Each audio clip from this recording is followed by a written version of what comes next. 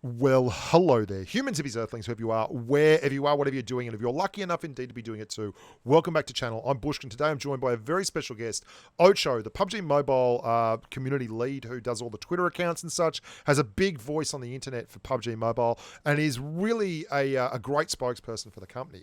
He's going to come on and we're going to talk about how people hack, who they are, the guys doing the creation of these programs and these apps and these scripts, and basically some of the proposals that people have come up with that everyone always says, if they just do X or they just do Y. And we're going to go through exactly what's going on and the complexity of the issue. There's so much for you to learn here, and it's a two-part series because we talked about so many things that I think are important to the player base. I'm going to kick this off by asking Ocho exactly what a hacker in Pubg Mobile is and where it all comes from. So I think this is actually a really, really interesting topic. So cheating in Pubg Mobile is a business, right? This is ways that people earn a living. The people who are writing these programs don't play Pubg Mobile. They are professional cheat writers. And so they do this for money. And it's not like, oh, some clever kid, or, if we want to go back to horrible stereotypes, it's that guy in his mom's basement. These are individuals who, are doing it to try and make money. They do it for lots of games, but because we are the most popular game in the world, that makes us a much, much bigger opportunity for them. So in addition to, constantly out there working to develop cheats, they advertise, they give cheats away for free that aren't as good as their premium cheats, so to speak. Yeah. They present misinformation. So they actually exaggerate it and, go and make posts about things about the topic of cheating because they want people to think that cheating won't get you banned, that cheating is acceptable. Cheating's happening a lot. So, there are people out there trying to cheat every single day, and we are banning them and banning them and banning them every single day. A lot of times before they even make it into game. But it is to the interest of the people selling the cheats to make it look like it's an even bigger issue than it is. So that's like a really interesting sort of facet to this whole problem. You raise a very interesting topic there too. When you talk about the fact that this is a business and it's not, you're not actually just talking about from your perspective. You're talking about there are people out there who run this and run it as a professional business with various arms to their so-called enterprise. Is that correct? Yeah, no. That's what all the cheats are being developed by. There's nobody out there who's just some random kid who's developing cheats. Those guys we catch no problem. They are not a concern. Yeah. Right. This is the next level. We are dealing solely with professionals. How do they advertise? No, the same way everybody advertises. Social media. Yeah. Live streams, recruiting influencers.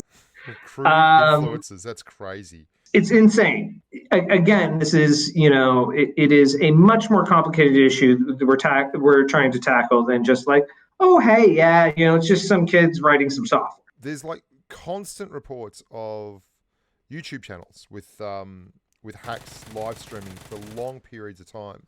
Some of them have hundreds of thousands of subscribers. How do you deal with that? So, it's always good to let us know. I shut a certain number of them down every month. I have some of my employees shutting them down. I'm not like actively like searching YouTube for it. Yeah.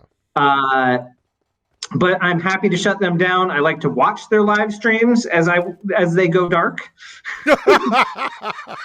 It's fun. There's a certain amount of shaded frown. I can just picture you sitting in a room stroking a white pussycat and a glass of wine. Ah, yes. No, Mr. Pod. I expect you to die. But yeah, no, so I did that today. I nuked 2 live streams as they were happening. Somebody tweeted at me and they're like, hey, how about these live streams? I went and they were going live and I sat there and I watched them go dark as I shut them down and banned their accounts on the back end. And and I typed lols into chat from the official PUBG Mobile account. That is amazing. Oh, that made my day. That's gorgeous. Yeah. That's absolutely So fantastic. it's good times. The problem is they adapt their behavior. Yep. They can just restream to a bunch of channels, use their channels to build each other up. This isn't a permanent solution. Yeah. More, it's a indication to people that, hey guys, we're paying attention, we're out there, we're willing to hit them. I like to just strike them once so they can't monetize. Yes. Because I don't want them making money off advertising their garbage software. The hell with them. So, but certainly there's guys who I literally have their email address. They sit there and send me awful messages every time I strike their channel, and they're like, "You're such a jerk. I'm a poor guy. I'm supporting my family. I'm 17." I'm like, "Get a job." You should have had kids when you were 12 then. Okay. I find that amazing. I'm a poor guy, so I'm supporting my family. Have you seen the numbers? Do you think the banning accounts and everything is having a bigger impact? Oh yeah. So I mean, like last night, I'm sitting at home. I just gotten off my commute. I'm chilling with my kid, and I get a message. Hey, dude, we found a new hack. We successfully identified it. We can just start nailing these guys. We're going to nuke a couple thousand people, and it absolutely makes a difference. The problem we have is there's definite hackers.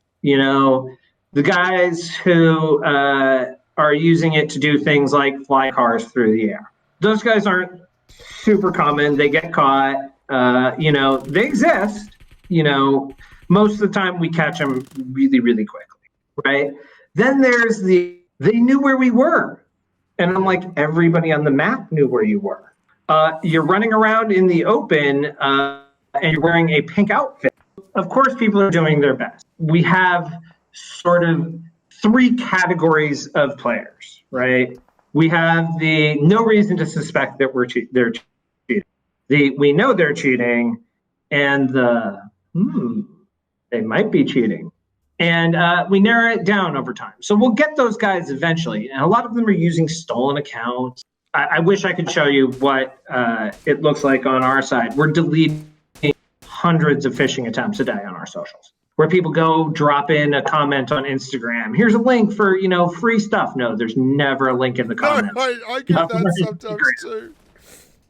They steal accounts because who wants to cheat naked? They use it as smart as they can, so they make the account last as long as possible, and then they rinse and repeat. And it's awful. I mean, they're ruining people's gameplay two ways. Yeah. The first is stealing accounts, which totally sucks. Be smart, guys. If something is free, unless it's coming from the official PUBG Mobile account, like if we're giving you free stuff, we're going to announce it. We want you to get it. If it's from some random account or somebody's like, oh, go here to this link, you get free stuff, or you can get all this free UC or free mythic items. Think about it for a few seconds. And the second way they run games is then they try and cheat and take advantage. And even worse than their actual cheating is the selling suspicion. Yeah, right. That's such a big thing, man. That's one of the things I really hate about it is the fact that it makes me suspect good players. Yeah, of course. Let me tell you, we have no problems banning anybody. Yeah. Huge influencer with 1 million followers? Yeah, we dropped the hammer. No problem. People who have spent inordinate amounts of money, some of the top monetizers ever, don't care. It's if you're going to ruin a whole bunch of people's gameplay, you're not staying in our game. We don't care how much money you spend. I saw a brilliant example of that when there was one of the guys, I think another YouTuber who shall remain nameless, did a big interview with the #1 player in the world. and he got banned. Like a day later, like the guy was gone. No, and it's not like, oh, well, if they spend a bucket load of money, we'll ban them for 10 days and warn them. Something I've had to deal with on other products, where the companies, said, oh, we're going to do that. No, Tencent's just like, no, man, got to go. We catch you cheating once. You are done. Doesn't matter. If you're in the player base and you're running around and you actually catch a guy that is just, doing the crazy stuff, like firing at people through hills and trees and bushes and walls and all that kind of thing and jumping over the balconies, and they've always got low games. So they're guys that have been caught and then they've just started up another account and started again. And a lot of people are wondering why you can't, and I think this is something that obviously you've been asked before, but just to clarify, why you can't just ban that person or device or that IP. People always say, why can't you ban the device? Standardized. So let's talk about MAC addresses. So every MAC address is unique, right? They're joined from lists. If you're going out and making devices that are internet connected, you need a unique MAC address for the network hardware, right? So that is a unique number, right? So the way you find out what that number is through the signal, right? The communication packets go back and forth, and the way for them to get around that is to lie about what their MAC address. Yeah. And if they're already cheating, they're not above lying about their MAC address. And people who are developing these software are not dumb. They know how to lie about MAC addresses, right? Yeah.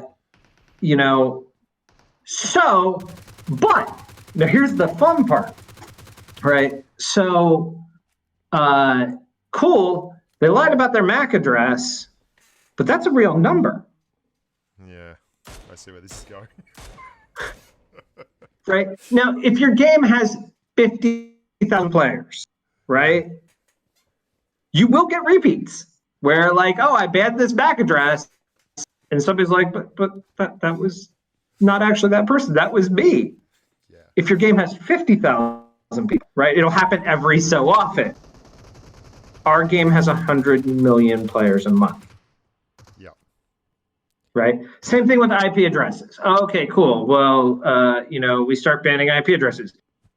So huge swaths of the internet suddenly can't connect to, PUBG Mobile because people hop from internet IP address to IP address to IP address. Yeah. I've worked with companies that start hashing out the hardware and, doing a hardware scan and creating a unique identifier off that. And they start running counter software for that. And I mean, it becomes an arms race. Yeah. And at every step of the arms race, innocent casualties start accruing. With PUBG Mobile, we have to do everything we do is to make sure that we are serving our players the best possible, right? So making these like, oh, well, you can just start, doing this and it will totally fix the problem. If it's that simple, we'd have already done it. Yeah. There's always other reasons. How does this policy apply to EU law? How does this, there's all these crazy considerations where, somebody in, some country somewhere passed a law and suddenly we have to think, how does our security system impact with this? Because we want to make PUBG Mobile available for everybody. Yeah.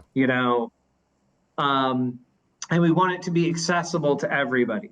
And so we spend an enormous amount of time making sure that the game is both available to everybody and that it's as fair as possible.